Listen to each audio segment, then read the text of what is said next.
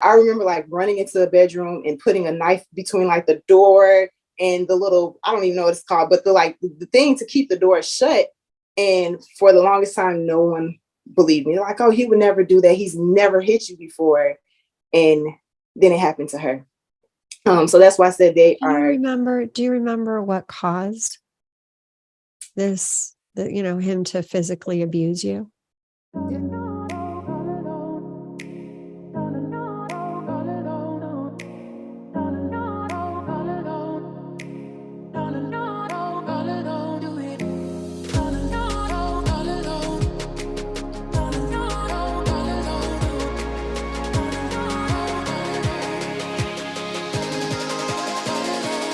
Hey, everyone. Welcome back to the show. And have you ever thought, if someone found out this about me, what would happen? How would it change my life? What would people think? Well, I'm going there today. I've got a guest that's coming on that for the first time ever on a large platform, she is going to talk about two different things that up until this point have been taboo for her.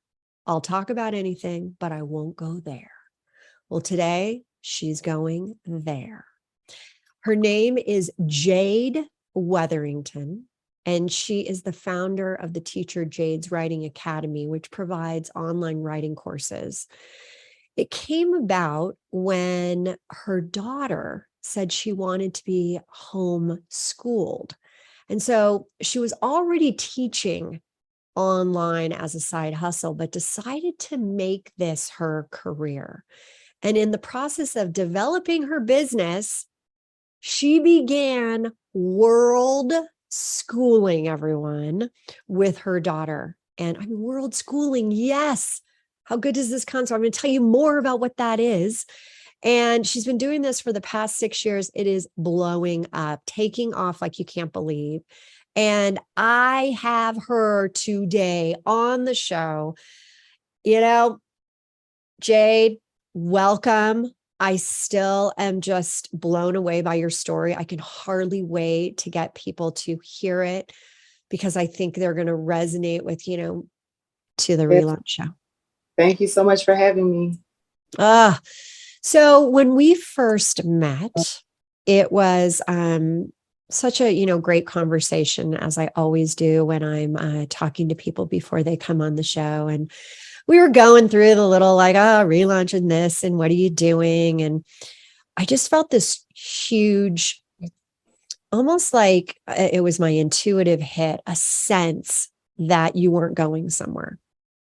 And as we continued the conversation, and usually these calls that I have are, they're not very long, but our call ended up being quite a bit longer than most. And when I finally, you finally were like, all right, this is what's really happening. This is what my real relaunch is. I asked you, are you willing to go there? Are you willing to talk about your true relaunch? And you said, you know what? It's time.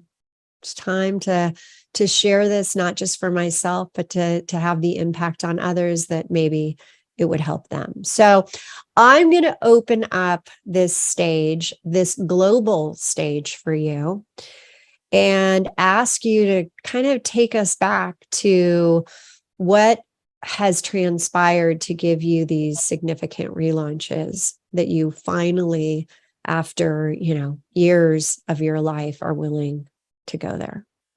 Yes. I remember our conversation. I was like, how did you pull this out of me? I'm like, I never talk about these things. And as we were talking about like the relaunch, and I realized so much of my life was focused on talking about my business, my entrepreneurial journey, but that was it. That's where I stopped talking. Like, I'm only going to share this. And from some of my clients that I work with, I realized like, that's not enough. So privately, I would have these conversations with them about our personal lives, because a lot of that comes into play and it looks really pretty in articles and on podcasts when you can talk about, oh, look how much money I earn, look at the lifestyle I get to live, because we only share the triumphs. We might share some of the challenges, like, oh, this one time I made a really bad decision.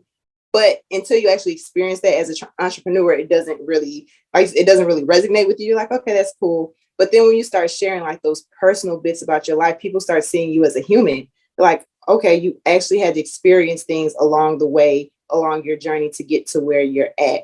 So it came down to my relaunch not really being about, oh, I'm starting this new course. That's not really what it was. Like, that's great for business, but it was really personal. So I And shared you with said something before you jump in. You just said something so interesting that a lot of times, especially now with social media, we may give like one little thing and say, oh, I'm being so vulnerable. I'm being like, oh my God, I'm opening up so much to you.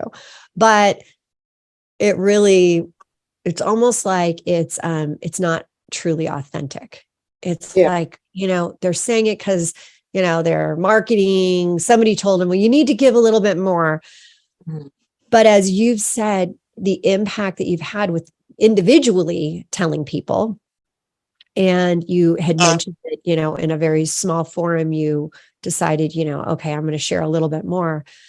But as we were talking, you're like, you know what?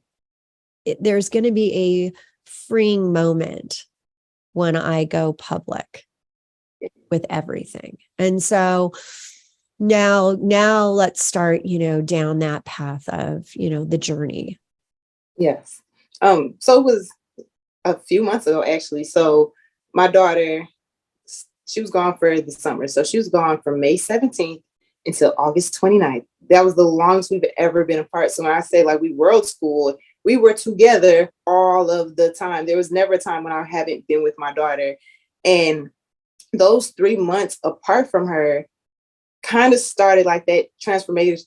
Like the transformation happened because I didn't have her to think about. I mean, of course, I was still thinking about her, but my entire focus was that I was going to launch this new course. I was like, I'm going to work on this course. I'm going to get it done. But since she wasn't here, I kind of started spiraling. And I don't want to say that I spiraled, but it's really what happened because I'm like, she's not here to make sure that I am maintaining this role that I put myself into as like the perfect mother, the mother who has everything together. So without her being here, I had to really focus on myself. And it was hard, it was difficult. And as much as I tried to ignore all the things that were like popping up in my life, I couldn't. And it kind of hit me all at once one day. Like one day it just smacked me on the face. Like, you can't keep on ignoring your other problems. And I broke down. I think put the title was like Hell in the Hall. I'm like, yes, that's what it was. I broke We down. discussed that part of the book. There's a chapter, Yeah, like hell in the hallway, and how we continue to put all of our traumatic experiences, all of the things we do not like about ourselves, and we just, tidy it up and put that behind the door. And for some of us, we deadbolt it, and then we throw some bricks up, and then we mortar it, and then we build that wall higher and higher, and we don't deal with it. And when I said that, you're like, oh my God, that's mhm. exactly, that's what I've been doing. But during this time where you had been with your daughter, as you said, this concept of world schooling, we'll talk about the 20 different countries that you visited and how you've really implemented that in a bit. But I want you to, really explain a little bit more about this. You have been living with this identity of, I'm this great mom, I'm doing this, everything is about my daughter, revolving around her, that you hadn't really given yourself the space Yeah. to think about Jade, the space to think about what happened to you. And she's gone for a few months. And what happened? Was there it was kind of were there's things that were going down, or did it just hit you all at once? So there were two different incidences that took place. So my daughter was in Minnesota. That's the hometown. We've been in Atlanta for over 10 years. And she was staying with her godmom, who's my best friend, one of my closest friends. And she was also staying with her dad. And one of the reasons I moved out of Minnesota was because of her father and his behavior. So they are still repairing their relationship. That's something that I allowed her to do. I said, this is your relationship with your father. I'm not going to stand in the way of you repairing a relationship with him, but I can't repair a relationship with him because of what has happened between him and I. And for the longest time, like, I wouldn't tell her why I wasn't with her dad, because I'm like, you're my baby. I'm trying to protect you. I don't want you. And I never want to like have her create this image in her mind about who her dad was based off my experiences with him. But You then were together with her dad for how long?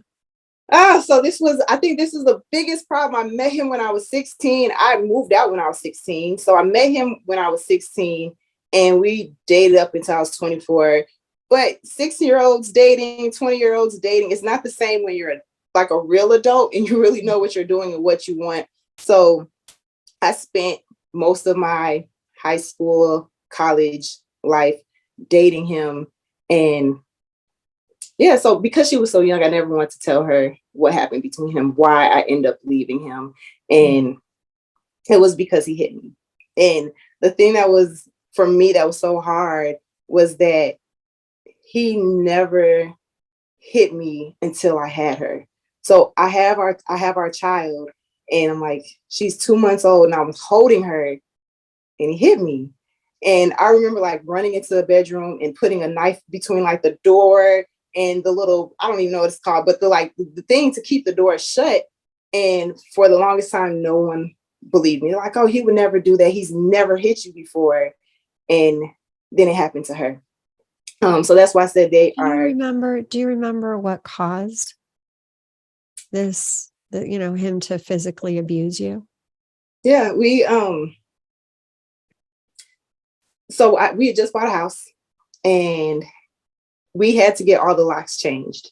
And he was going out every single night. Like, he was never at home. So it was finally my turn. I was like, I'm going to go out. I'm going to go do something with my friends. It was dinner, like a day dinner. And when I came back to the house, I was locked out because I forgot to switch the keys out on my key ring. So I had to call him to come and let me in the house. And he didn't like what I had on. I had a dress on. I thought I was cute. Like, I just had a baby. Like, I finally feel comfortable in my body. And so I remember him asking me, he's like, what are you wearing? I'm like, it's a dress. And the thing about it, I had a dress on with leggings. Like, I was fully clothed, and there was no argument. We just walked in the house, and like I said, I was holding her. She's 2 months old. I was holding her, and we walked through the kitchen, and next thing I know, I like hit the wall and was on the floor. Still So holding the baby. yes. So I ran in the room. Well, I grabbed a knife. And I ran in the room and I shoved it in the door to lock us in there. And so yeah, it wasn't just dress. I think he'd been drinking. Like, I don't know the full story because we never had that conversation. He didn't apologize about that incident until, I want to say, it was like almost, I think my daughter was over, she was like 6. So it was a good 5 years before he finally was like, I apologize about what I did to you. Now, was this a one-time incident, or was this something that continued on throughout your relationship? So that same day that he hit me, I decided I was done with the relationship. I've always felt like, if you're supposed to be my protector, you can't be the person that hurts me. So there were other incidences because we still live together. So it wasn't until I moved out that it stopped. But after I moved out, there was the threats. There was I know where you live. It was just so much. It was so overwhelming. And I was like, I'm not dealing with this. I don't want to live like this. I don't want to be scared that you're going to pop up at my home, and that, maybe these threats aren't just empty promises, that you're actually going to follow through and do something to me. So I moved. And that's not the only reason. Jade, before we keep going here, because I know that there are probably women listening right now that are trying to piece this all together and understand, he had never been abusive before. And correct. he does this when you're holding your 2-month-old baby. You hit the floor, you got to grab a knife because you're really worried, not even worried, you're panicked about, your life. And at that moment, you said something that you said that you were done. This is supposed to be my protector. There are a lot of women out there that don't take that step, that think, hey, he was drinking, it was a one-off experience. What about it made you say, that's it? Like, I'm not ever putting myself in this position again. I was thinking about my daughter. I kept on thinking, like, is this who I want? Is this the type of man I want my daughter to grow up and be with? Mm-hmm. And that was the biggest thing. And it was hard because I also thought, like, do I want to raise my child without a father? Do I want to raise her in a single parent household? Is this the statistic? Is this the label that I want placed on me? So it was extremely difficult to make the decision, but it was due to the behavior after that, just as much as it was to him hitting me, because his behavior after that was still, it was like seeing Dr. Jekyll, Mr. Hyde. He turned into somebody different. And then because I was so young, I started thinking, like, maybe this was who he was all the time, and I just didn't notice. I wasn't paying attention. So or would you say that it was emotional abuse after that initial physical abuse? yeah. But the thing is, when I look back at it, I'm like, it I think when you're young, the idea of being in an abusive relationship is this man's hitting you. That's it. You don't think about the mental abuse. You don't think about being cussed at, being yelled at, being talked about, being put down, because all that stuff was happening prior. But I didn't see it as that. At 16, 17, 18, I'm looking at like, oh, he really loves me, which is terrible. But the treatment was abuse. It was the mental and emotional abuse that at that age, I couldn't connect those dots. I didn't realize that was what it was.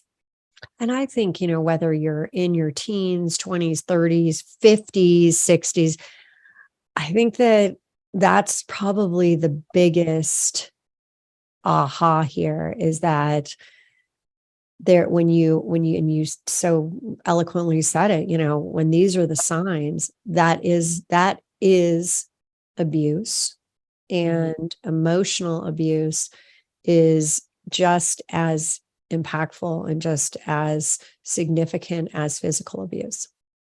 Yeah. And so now you've got, now you're making this move, and you're going through, the separation with your husband, and you had a realization come to you during this time period. And when we come back from our first break, it comes so fast, we will be talking to Jade about what happens after you decide that I'm not going to take this anymore. So don't go anywhere. We'll be right back.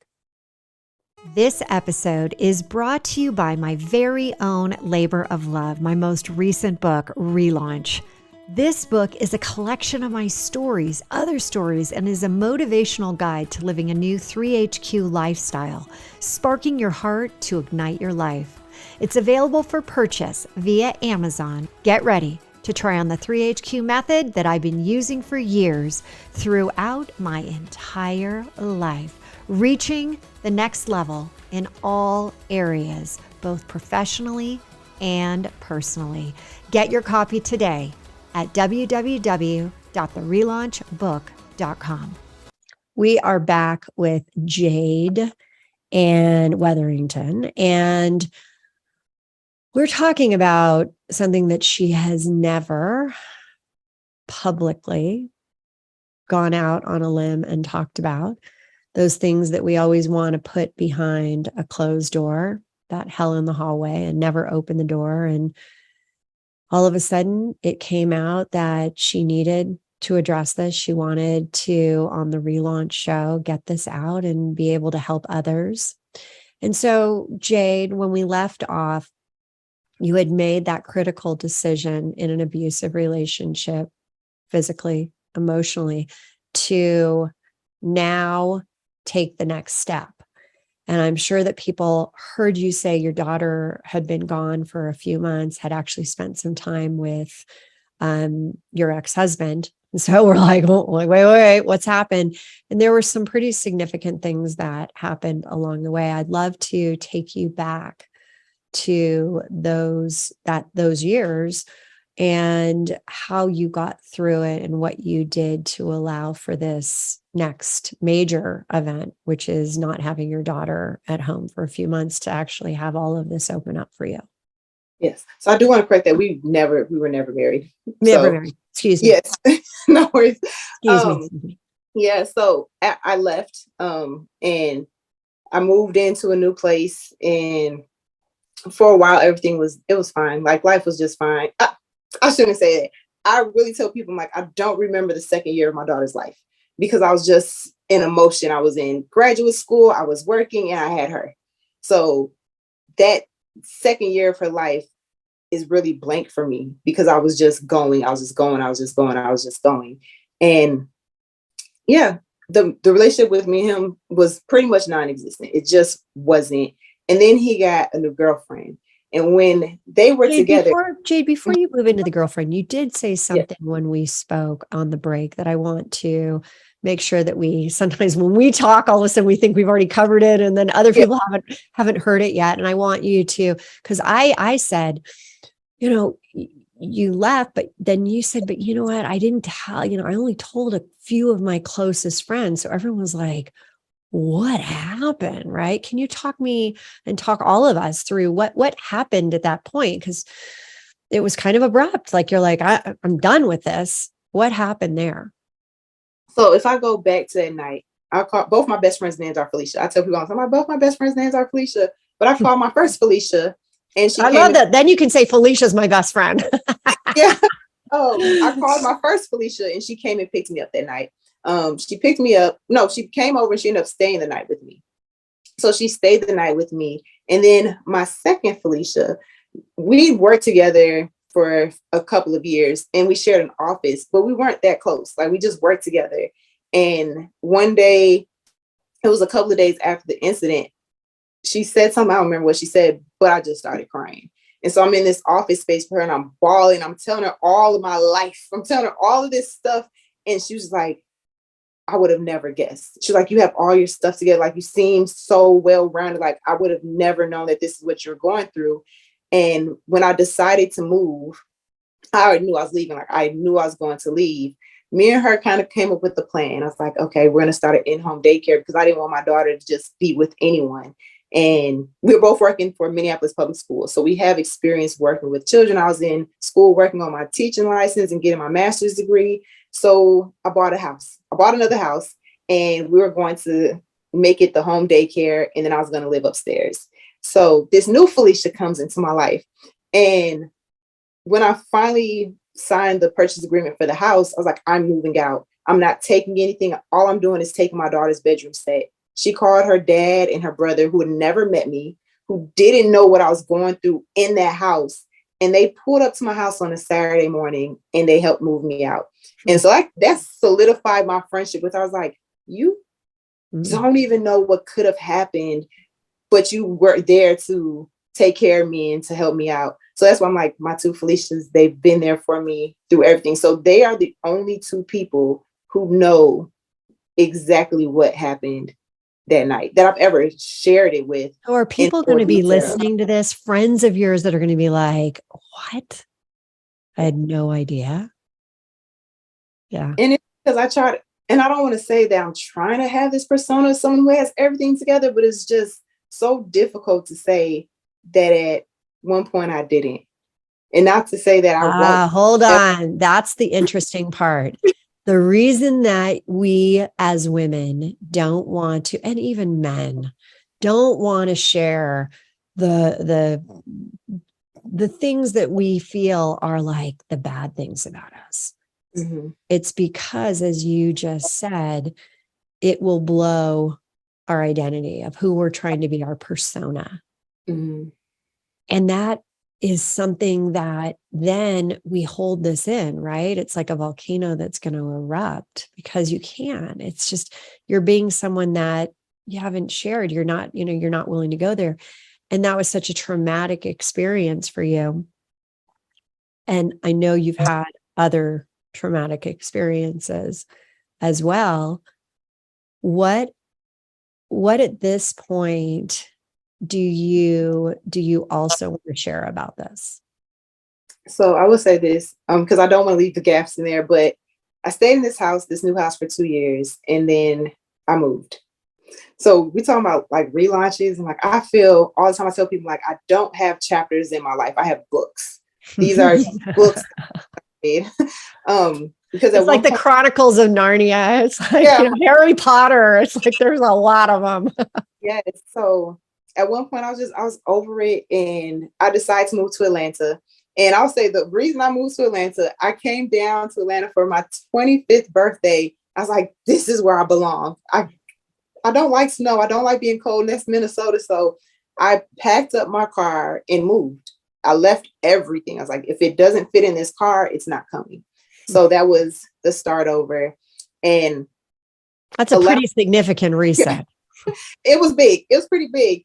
But the thing, like with my daughter, when I say she was with him this summer and that she also experienced the same type of abuse, it's been 3 years from the time that he hit her to now where they've been repairing their relationship.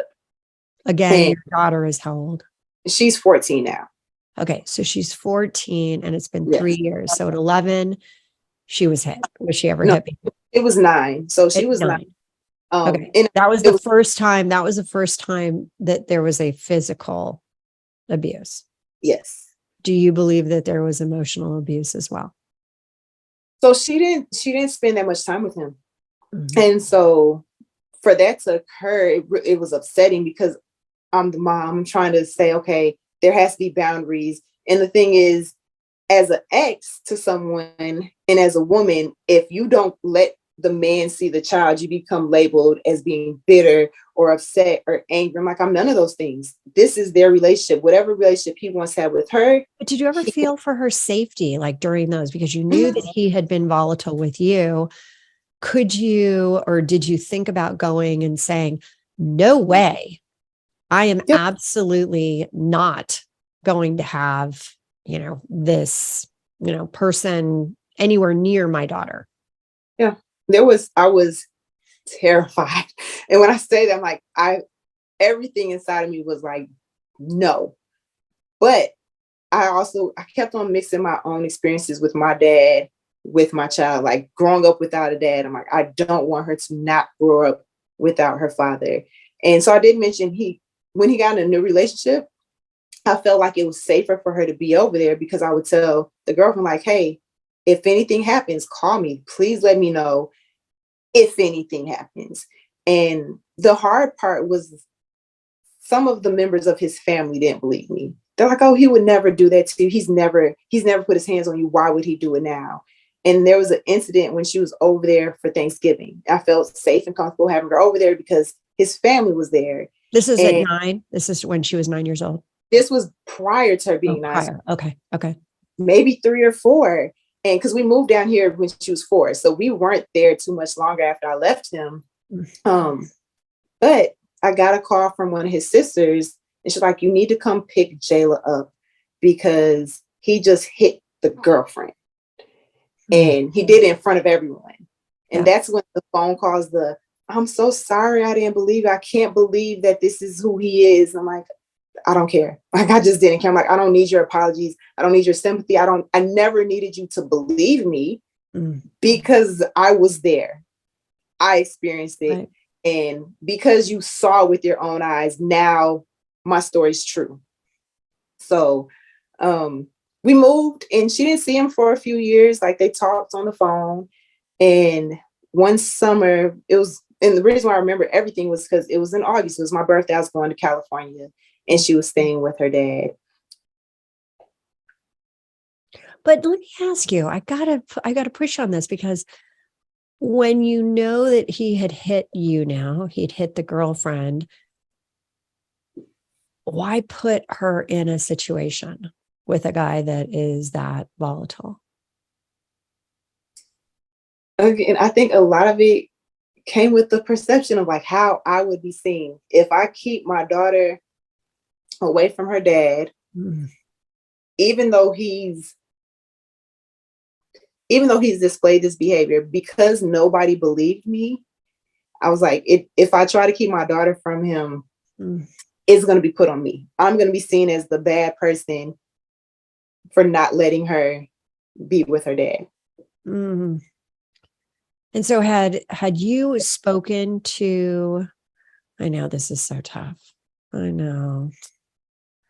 Had you spoken to him, and had he said, I'll never do anything to her. I'd never do anything, because tell us more about that. Yeah. So at one point, and when I say I moved to Atlanta, I was back and forth a lot. I was always back in Minnesota. And I remember I was coming back up there to sell my house. So he still lived in the house and I was selling the house. I told him, like, I'm selling this house. I had 2 houses at this point. So I was like, I'm selling both of these houses because nobody's paying their bills. I'm like, I'm a terrible landlady. Nobody's paying their bills. So I went back up there and we had a discussion. It was very civil. It was very mature. And when I said the conversation was, that's when he apologized. That's when the apology came out. And I don't know if it's just because of the way I am, but I was like, I understand. We were young. We were trying to create this family structure that we both didn't grow up having. And your behavior was the behavior that you experienced as a child. So what you did to me was what you thought you were supposed to do as the man of the house. So his belief systems, systems. So people can never escape their belief systems. Yeah. And I think that, it took a while. I'm like, okay, I can look at it from that perspective. And he'd been doing great. Like when I say he was telling me about going to counseling and going to, I think they weren't AA meetings, but they were like somehow like drug and alcohol addiction program that he was going to. So by the time we get to my baby being 9, I'm like, okay, I see it. Like I can see the change in him. I can see it. And unfortunately, because I wasn't physically around him to see it, but from that one conversation, I felt like, okay, this is safe. This is fine. He is stable. He's in a relationship with the same person, and I trust her enough to protect my child. I allowed her to go there while I was gone. And what happened? She called me it was like maybe 7 or 8 p.m. crying, and she told me that he hit her. And I'm in California. My baby's in Minnesota. The first thing I do, I call my sister and I call my Felicias. I'm like, somebody go pick up my baby. And did your daughter tell you what happened? I guess there were some cousins or family members over there and they were play wrestling. And at the time, my daughter was taking self-defense classes. So she was playing with one of the little boys and like putting him in like one of the positions that, when someone's attacking you, you're supposed to defend yourself. Right. And he got upset and he was like, she's in there humping the boy. I'm like, humping? I'm like, my baby was not exposed to anything sexual. So that's not what she's going to do. You don't know her. So you don't know that that would be out of her character. And it was just like, that was his thing. He just kept going with it. I said, you're the problem. Like, if you looked at what she was doing and assumed that she was doing something inappropriate, that's on you. That's not on her. And it just kind of set some things off. And it wasn't even, I don't think the situation would have been as bad between her and her father. But my sister showed up first. My Felicia, my other Felicia, she showed up first and she picked my daughter up. But then when my sister pulled up, she came with her husband and she tried to fight him. Like she was hitting him, pulling him out the house and trying to fight the girlfriend. And so then he also tethered on today and was like, oh, you sent someone over here to mess up my home.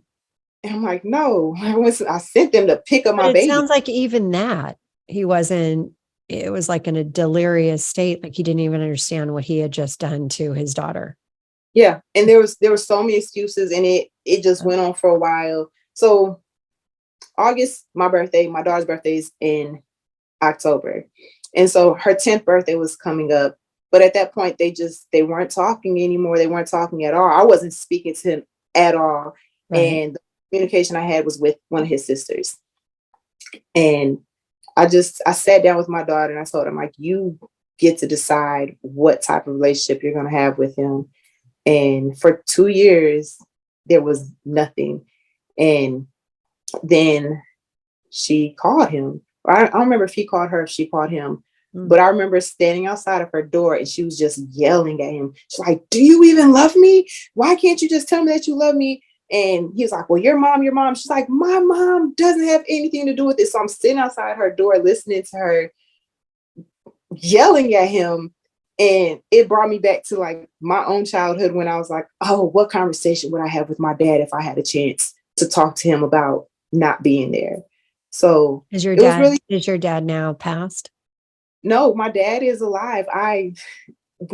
Last time I saw him, I think it was maybe 4 or 5 years ago.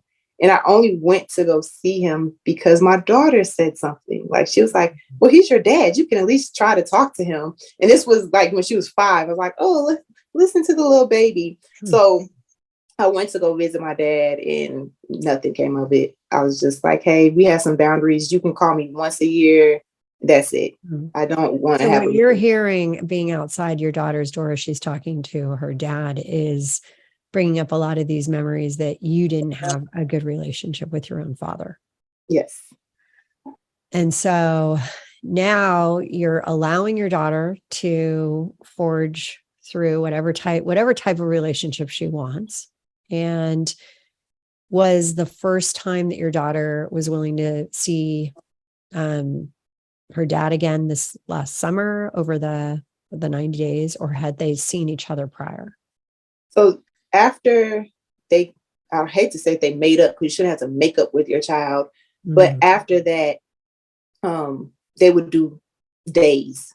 So if we were in Minnesota, she could stay with him for the day, but I wouldn't allow for any overnights. I see. Yeah. That would be very difficult as a mom to leave. Well, unfortunately, we have to take another quick break. And when we come back, I know that we have more to go into that you want to share for the first time globally. And also, I do want to make sure that we talk about this global schooling and what you've been able to do with your daughter and so many others. So don't go away for too long. We will be right back. This episode is brought to you by my very own labor of love, my most recent book, Relaunch. This book is a collection of my stories, other stories, and is a motivational guide to living a new 3HQ lifestyle, sparking your heart to ignite your life. It's available for purchase via Amazon. Get ready to try on the 3HQ method that I've been using for years throughout my entire life, reaching the next level in all areas, both professionally and personally. Get your copy today at www.therelaunchbook.com. Hey there, we are back with Jade Weatherington, and we're talking about those things that you hope nobody ever finds out about. And Jade has decided today on our global show that she is going to go there. We've talked about abuse that she has experienced. We've talked about abuse that her daughter has experienced. And we're going to continue down this path because, there's another story that she's going to be bringing out today.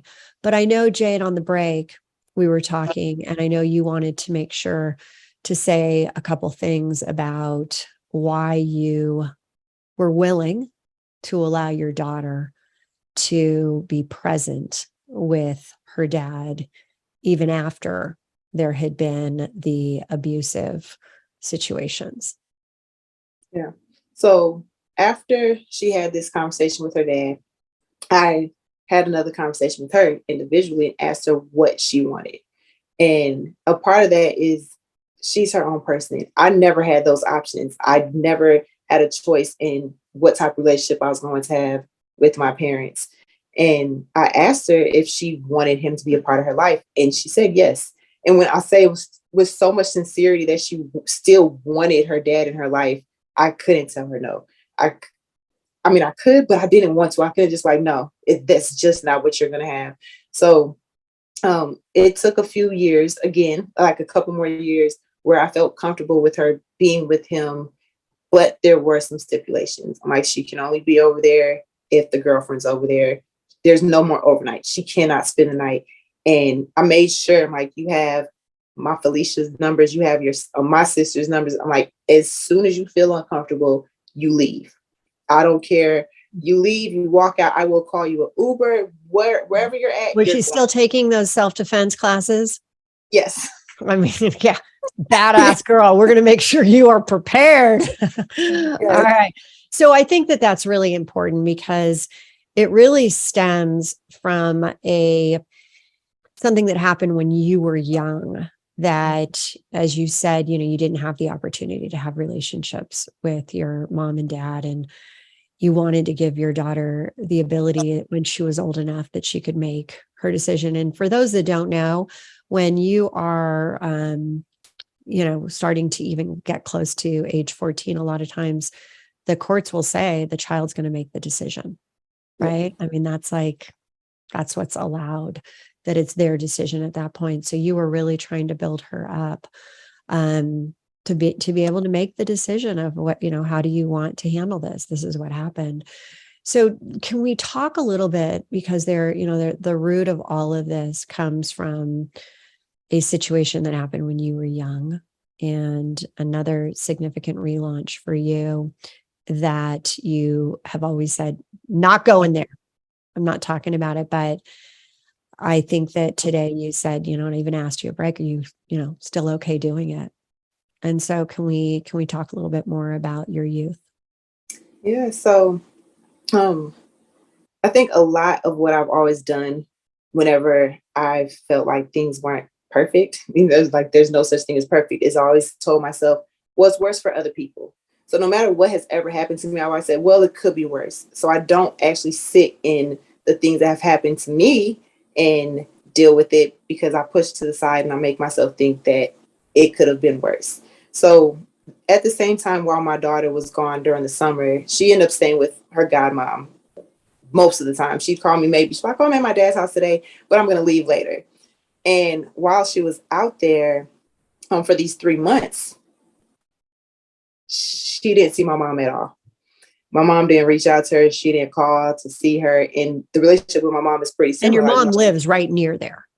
Yes. So it would have been super easy. It's her granddaughter, would have been super easy for them to see each other. Yes. And so I was really upset because she hadn't seen me or my daughter since 2018. But I own a home in Minnesota. So it's not like I haven't. The last time I was there wasn't in 2018. We've been up there every year. Every single year we go to Minnesota. Like, we're there all the time. And it was just really upsetting. And I realized that a lot of my parenting, a lot of my mothering comes from trying to be the opposite of my mom. And so when my daughter had to experience that, she asked me, she was like, hey, is my grandma going to come pick me up at all?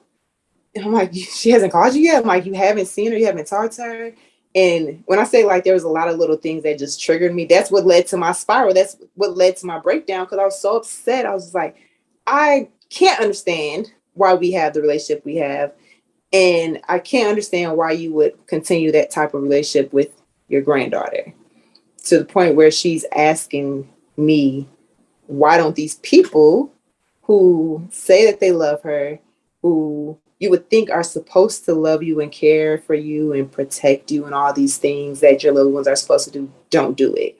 So a lot of what she experienced triggered me, because I'm like, oh no, as much as I try to do as a mom, she still has to not share these experiences, but she has to experience the same things that I've had to go through at a younger age. It's really interesting what you just said, because a lot of times we want to protect our kids from everything.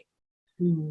And what you realized is that at that point, you can't, circumstances don't allow you can't jump into somebody else's body and say, do this is what you should be doing. Did you call your mom and did you say, no, you didn't even want to go there? You're just like, that's who she is.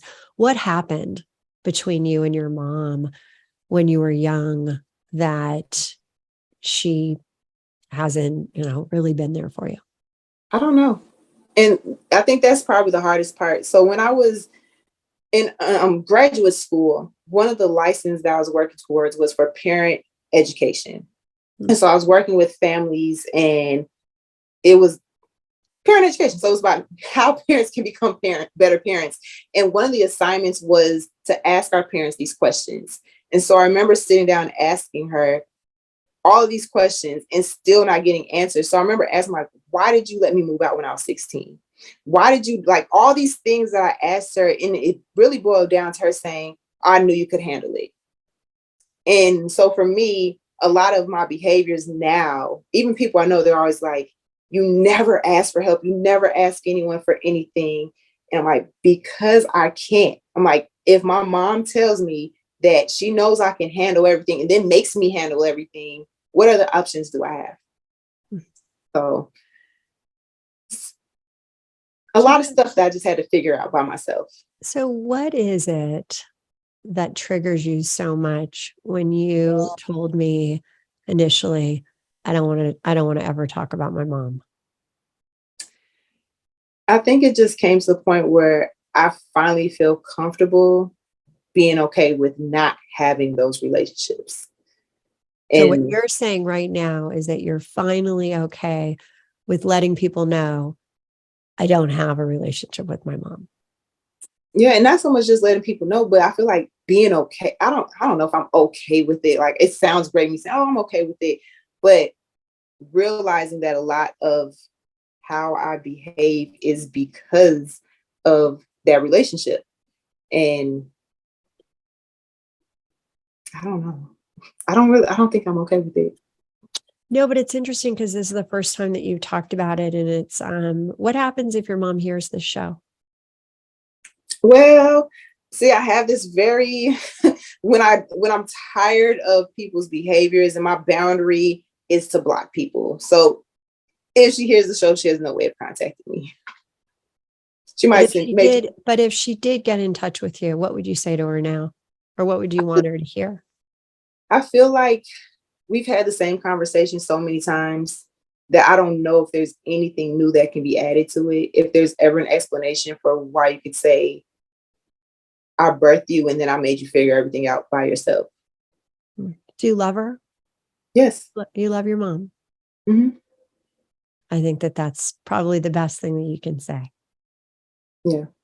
And then once you have that ability to not have somebody hold you back from who you're going to become, and you step away from being a victim and you start taking that, almost that path to being victorious in whatever your life is going to be, you take back your personal power.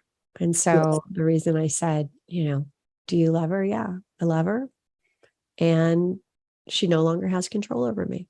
That's pretty powerful.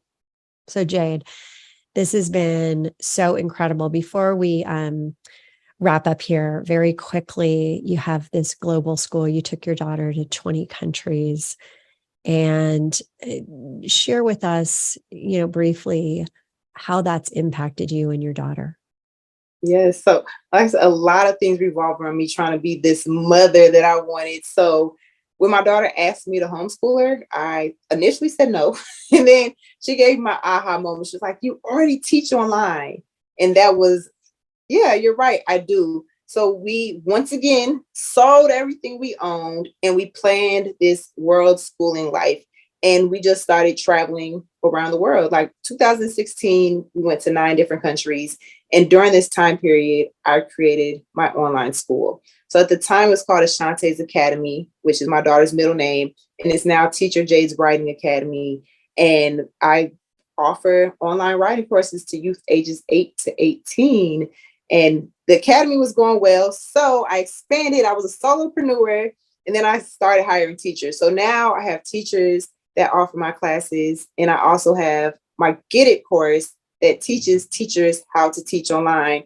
But it all kind of stemmed from my daughter's desires. Like if you see, a lot of my life revolves around her. That is so amazing. Where can people get in contact with you?